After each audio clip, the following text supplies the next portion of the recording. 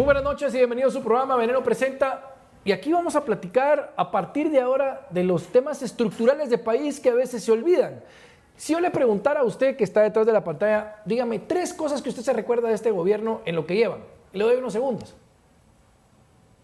Sí, seguramente no se recuerda de nada. O se recordará de los dilemas que se dan en el Congreso de la República o en el viaje al extranjero del señor presidente, o se recordará de repente, qué sé yo, de la disputa entre el Ejecutivo y el Ministerio Público. Pero de ahí, digamos, no hablemos más.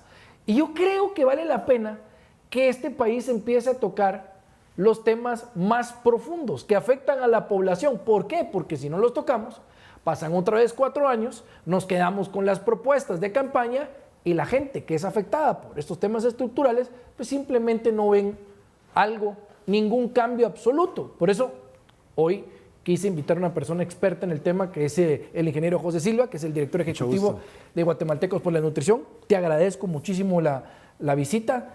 Este es un tema, Inge, y te lo digo no con una sonrisa porque me alegre, sino como ya es como burla, es que no puedo creerlo. Pasan los gobiernos, y no importa cuál, Así es. y yo no veo un plan real, claro, como cuando te presentan una política pública que te dice en qué tiempos, en qué lugar, cuánta asignación del presupuesto se va a hacer, cuándo va a obtener los resultados. En el tema de la desnutrición, no lo veo. Sí. Y quisiera que de repente, en esta primera intervención tuya, si nos puedes contar cuál es la verdadera realidad de la desnutrición en el país. Claro, Luis, primero que nada, de verdad lo digo con mucha honestidad, soy un seguidor de tu programa en redes y también en el canal que sale en TV Azteca. Nos sentimos muy honrados de estar acá y por la oportunidad de poder conversar un poquito más allá de lo que es el programa, realmente del tema de la nutrición. La verdad es que la nutrición en Guatemala es una realidad latente, una triste realidad, porque sume en ella, en sus 2 modalidades que están presentes en el país, a uno de cada 2 niños menores de 5 años que están naciendo hoy en Guatemala. Sabemos que van a ser afectados por la nutrición crónica, que por ahí voy a empezar a hablar de esa modalidad o ese tipo de nutrición. Es una nutrición que quienes trabajamos en ese tema medimos a través de la talla para la edad del chiquito, ¿verdad? Es decir, qué tan altos o qué tan bajos son nuestros niños menores de 2. Y decirte que esa es la forma de medirlo, y lo que hacemos es, la última medición de hecho que tenemos hecha a nivel país es del 2015 ya. Desde el 2015 a la fecha no se ha actualizado la data oficial de gobierno o de Estado, ¿verdad? Como Estado, para saber si eso ha mejorado o empeorado. La verdad es que la expectativa es que no ha mejorado. Durante los últimos, si tú quieres, voy a ir al año 2012, que es donde empieza a verse algo de esto que hemos escuchado reiteradamente. Que el proyecto tal, que nació, no sé qué vaina, que la otra, y con nada se hace nada. Pacto Hambre Cero, la estrategia La Ventana a los 1000 días, gestión por resultados, la estrategia de prevención, la Gran Alianza, y ahora pues sabemos que va a haber también el lanzamiento de una estrategia interinstitucional de Estado. Pues eso sí, este gobierno ya anunció algo así. Entiendo yo que en la primera reunión de consejo dirigido por la señora secretaria Cezanne ya se anuncia esta estrategia que estamos todos a la expectativa de ver. Que se vea, ¿va? Que se vea, sí. Que se vea ya. Y que nace como han nacido, como debe nacer una estrategia, ¿verdad?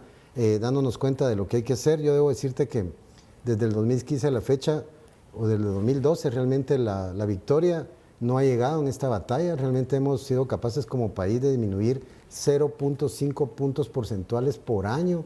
Esta prevalencia, que es la 6ª más alta a nivel mundial, la tenemos nosotros, deshonrosamente. Adicionalmente a eso, somos el país con la prevalencia más alta en Latinoamérica de nutrición crónica.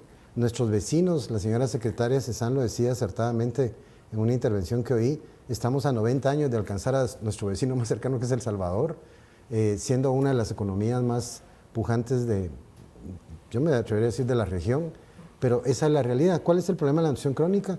Que todos los niños que nacen con ese estigma, sabemos que su cerebro no va a ser formado de manera completa, y los retos que enfrenten, que impliquen un desafío mental, no los van a poder superar. Entonces es una población que va a estar sumida en el subdesarrollo, porque las actividades a las que se pueden ver vinculados son muy básicas, ¿verdad?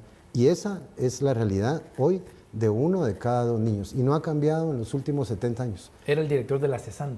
Okay. Y te quería preguntar esto porque seguramente vamos a ahondar en el tema, pero, a ver, esto es una obligación del Estado, ¿no? Del gobierno. Es decir, no puede ser, ya vamos a platicar entre la diferencia de los proyectos que existen del sector privado y digamos, del sector público, pero los que hoy vemos latentes, con esfuerzos, con inversión, con tecnología, perdón, pero es del sector privado y esto no le compete al sector privado. Sí, no estoy diciendo que no lo hagan. Lo que pasa es que el sector privado se ve en la posibilidad de ayudar a nuestros hermanos guatemaltecos, a los niños, en un tema tan delicado, viendo lo que han hecho los antiguos gobiernos, que absolutamente nada sirve, y entonces metámonos a trabajar en esto. Sí. ¿Cómo de manera educada podemos decir nos estamos metiendo a solventar un problema que el gobierno ni el Estado es capaz? Claro. Yo voy a empezar diciendo que el Estado en su integridad es el responsable de resolver esto. Y ningún proyecto de cooperación internacional, ni cooperación nacional, o como nosotros muy orgullosamente un proyecto guatemalteco inspirado en Guatemala, podemos, debemos o tenemos que pensar que vamos a ser capaces de sustituir al ente rector, que es el Estado. ¿Por qué? Por una sencilla razón. Por las instituciones, por la coordinación, por el presupuesto que tienen, correctamente. Por, o sea, entonces, mil y unas cosas, ¿verdad? El Estado, no hay organismo que pueda ser capaz de sustituirlo y no debe hacerlo, porque la batalla contra la infección crónica es integral y absorbe una serie de institucionalidad que solo el Estado puede entregar. Sí, pero ingeniero, lo malo es que no lo hacen. Entonces yo entiendo, digamos, cuando usted me dice, efectivamente nosotros no podemos suplir como sector privado las funciones del sector público por el alcance, claro, por el presupuesto, por todo, pero es que no lo hacen. Sí. Entonces empiezan a salir proyectos como los de ustedes, correcto, puntuales, que ya vamos a hablar de qué es, que tratan de alguna manera de levantar la mano y decir, miren, no nos compete, vamos a ayudar, pero yo no veo que se equipare, digamos, la función del gobierno para solventar el problema. Y voy a terminar con esto. El político agarra cualquier cosa para tener adeptos. Cualquier cosa. Para mí es inviable que un político se agarre de la desnutrición para subir su perfil. Y aquí lo han hecho, sí, de verdad, eso es un pecado. Pero peor a eso, no entienden ni mucho menos entregan un solo resultado. ¿Qué nuevo proyecto se puede hacer ahorita? Si ya sabemos cuáles son las bases, cuáles son los problemas, ¿con qué proyecto nuevo pueden venir ahorita? ¿Por qué no hay continuidad, por ejemplo? Sí. ¿Por qué cree usted que no hay continuidad? Eso es un tema, tú estás tocando algunos temas que son críticos para entender por qué hemos fallado en esta batalla del 2012 para acá, garrafalmente. Tanto en infección crónica como aguda, porque la infección aguda, que es la que sí mata, nos está entregando anualmente 25,000 niños y de eso están muriendo alrededor de 70 niños. Así fuera uno, eso en un país como el nuestro no debe pasar. Pero sí es un tema que está, cuando recién acabamos de terminar todo este periodo electoral y estaba en la agenda de todas las opciones que habían. Pero ¿por qué no lo logramos? ¿Por qué no se logra la batalla? Yo creo que no es tan estrategia, Luis. La verdad es que cuando uno lee las distintas estrategias, incluso la del último gobierno, la de IMI, o la del señor Pérez Molina, o la que tuvimos con la UNE, la verdad, a nivel temático, están bien redactadas. Las estrategias son correctas. El principio de la ventana de los 1000 días teóricamente es así. Pero ¿dónde fallamos? En que no somos capaces de ejecutarlo.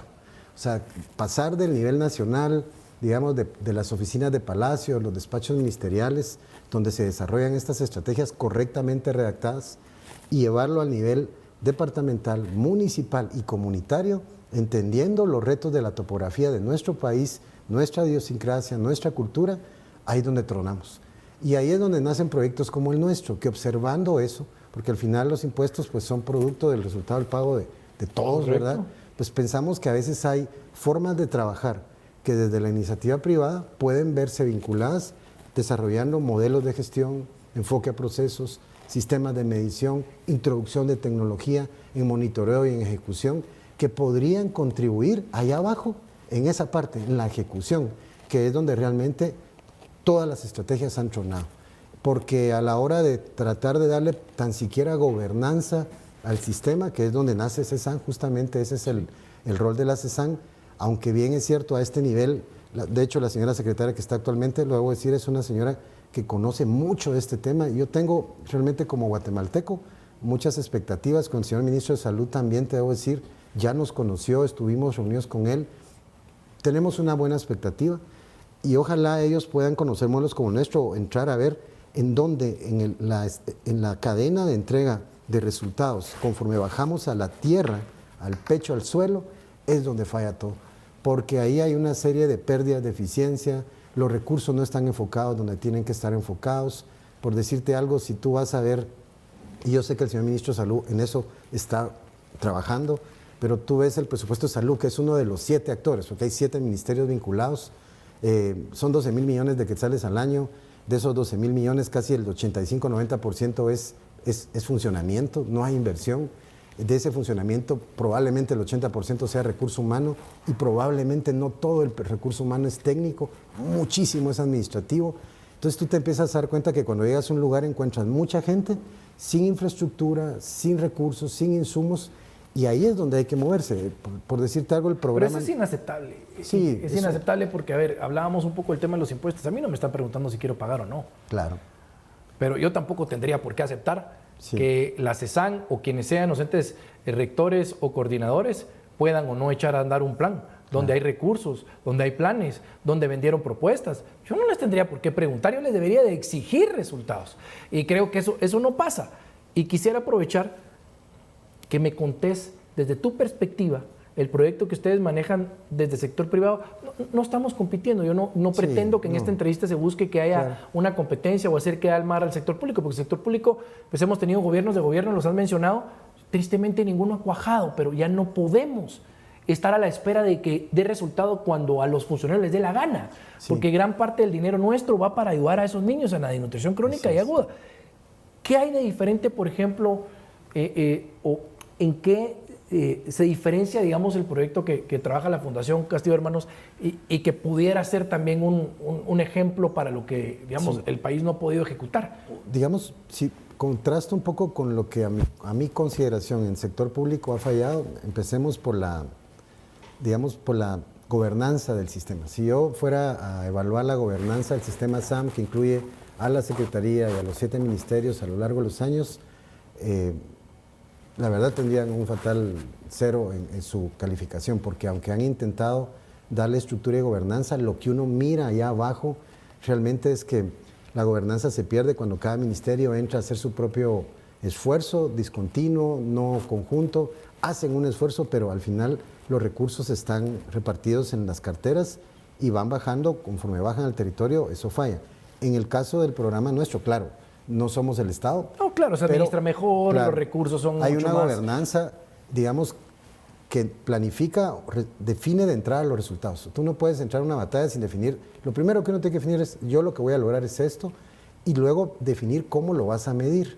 En Guatemala realmente la medición, la gestión por resultados, que nació justamente en el año 2012, en el gobierno del señor, el gobierno patriota, como un complemento al Pacto Hambre Cero, y nace porque había mucha entrega de recursos y 0 resultados. Y nació la estrategia, Finanzas que desarrolló nuevos módulos informáticos y todo, pero no fueron capaces de definir con precisión cómo medir. Hoy, por ejemplo, hemos oído a la señora secretaria que no van a hablar solo de niños desnutridos, como nosotros lo estamos haciendo, también van a hablar de recuperados. Qué bueno, porque es la forma de empezar a medir resultados, no decir qué tan malos somos, empezar a definir resultados. Entonces, la estrategia va acompañada, Luis, de una métrica.